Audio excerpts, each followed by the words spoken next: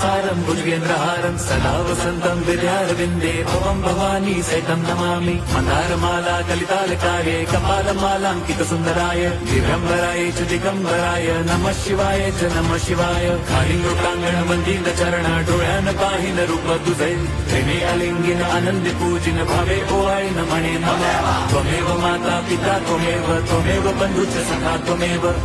विद्या द्रवणं त्वमेव सर्वं मम देवदेव कायेन वाचा मनसेन्द्रियैर्वा बुद्ध्यात्मना वा प्रकृति स्वभावात् करोमि यद्यत् सकलं परस्मै नारायणायति समर्पयामि अच्युतं केशवं रामनारायणं कृष्णदामोदरं वासुदेवं हरिं श्रीधरं माधवं गोपिकावल्लभं जानकीनायकं रामचन्द्रं भजे।